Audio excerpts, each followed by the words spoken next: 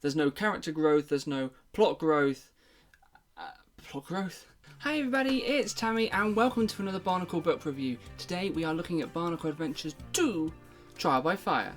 This book came out in March 2004 and has 136 pages. Compare that with Matoran Nui, which came out in January of that year and has 122 pages. Bionicle Adventures 2 Trial by Fire should not be confused with the graphic novel Trial by Fire, which compiles the 2005 Bionicle comics, and should also not be confused with the song Trial by Fire by the British heavy metal band Satan.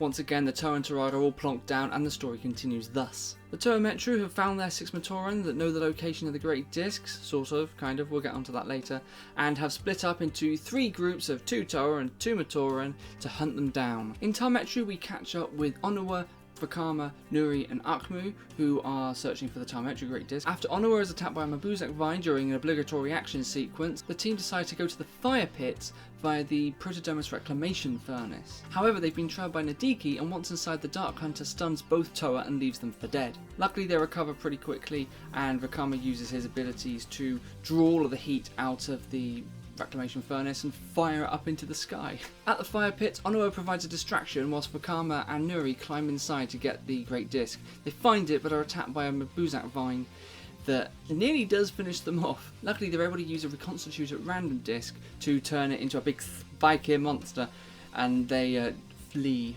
Meanwhile at the archives, Wenua and Nuju piss around for a bit and then find the disc.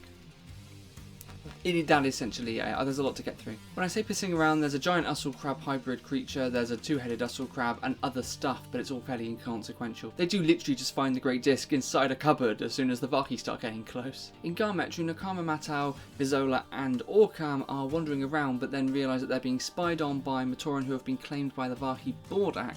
So Matau leads them off on a wild goose chase, and after some mucking around in a canal they realise that the Great Disc is deep underwater beneath the Great Temple. So the team return there, Nakama dives down, grabs the disc.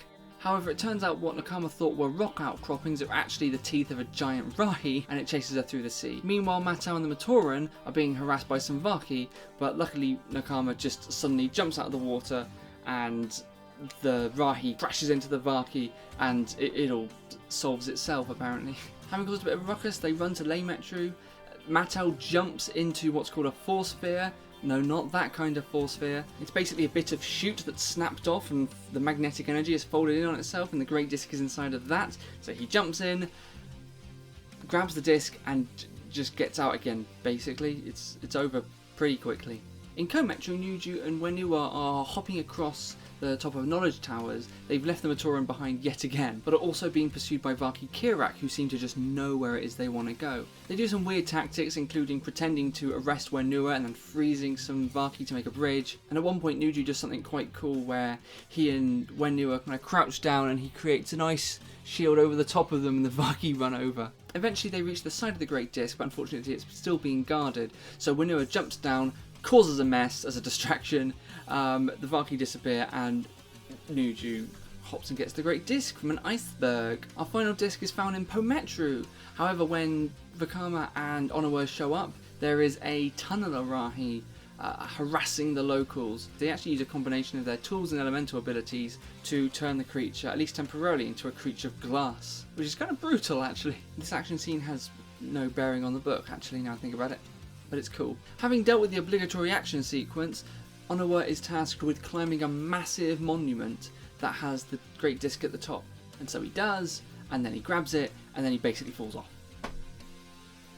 Back at the Great Temple, the reunited Toa and Matoran realise that the king root of the Mabuzak must be at the Great Furnace in TheThirdOlmak, and so they scurry along to there. There's a whole chapter dedicated to an obligatory action sequence involving seeds and little vines and having to escape from that. It's of no real consequence. When they arrive at the Great Furnace, they enter an antechamber where they are attacked by flying thorns. Just a lot of thorns. They waste a lot of time and energy trying to fight them for some reason, and it's at this point the 6 Matoran combine to create the Matoran Nui, which I made a mock of. It's horrendous. And these are much better versions. But the Matoran Nui basically just saves their asses and ushers them through into the main chamber of the Great Furnace. It splits soon afterwards and Akmu runs off and we don't know what happens to the rest of the Matoran.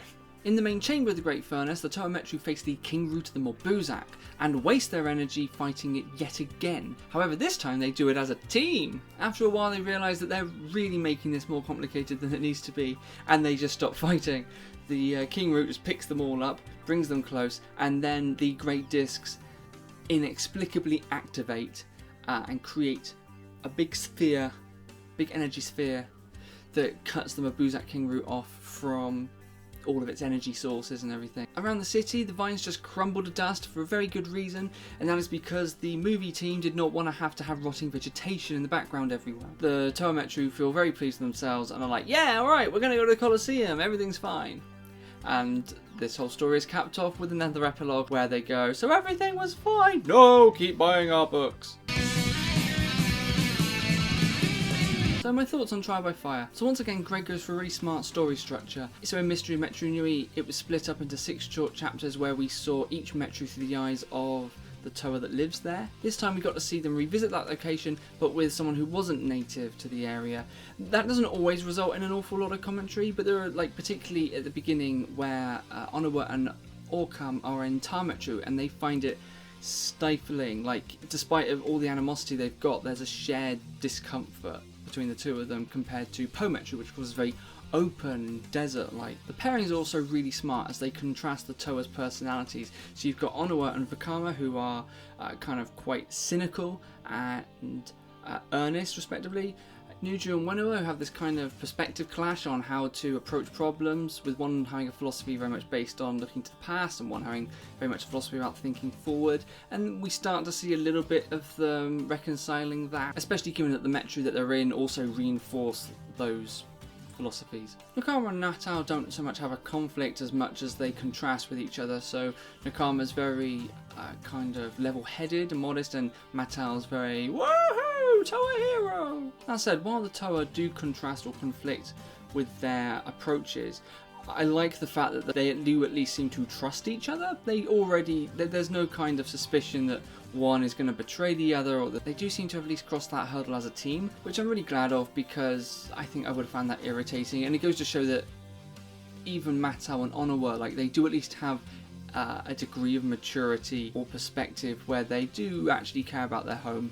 Some of the plot stuff is a bit woolly. There's the larger scale stuff, like it's not really clear how some of the Matoran ever found out about the location of the Great Discs. I think a couple of them allude to having seen carvings, but there's a couple of them, like Eerie, who doesn't seem to know where it is at all. Maybe he gave them the initial clue, but then Nakama also reads this monument that gives them clues, so it's a bit muddled, but it's also not really focused on too much. It's definitely more of an excuse just to have the 6 sets included in the story. Speaking of those Matoran, given that we've already got 6 Toa to contend with, an additional 6 characters, they don't get an awful lot of fleshing out. Arcmu perhaps has the most clear byline that he's just interested in himself. Nuri doesn't so much have an arc, but in Ta Metru, the two of them do try and flee together at one point, and then later on, when they're in Po Metru, Nuri kind of actually pins him down and stops him running away. So I think he perhaps, once they've got one of the Great Discs, he starts to see, okay, hang on, this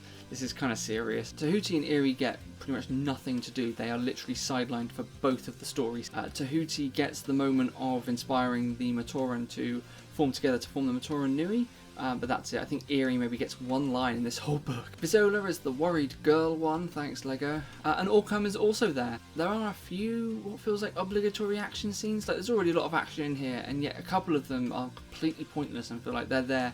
They just sort of happen, and then that's it. There's no character growth, there's no real plot development, they just sort of happen and then they're done. Which is a shame, because I think those pages could have been put towards world building. But one thing that had me scratching my head also were the Vaki Kirak in Ko Metru.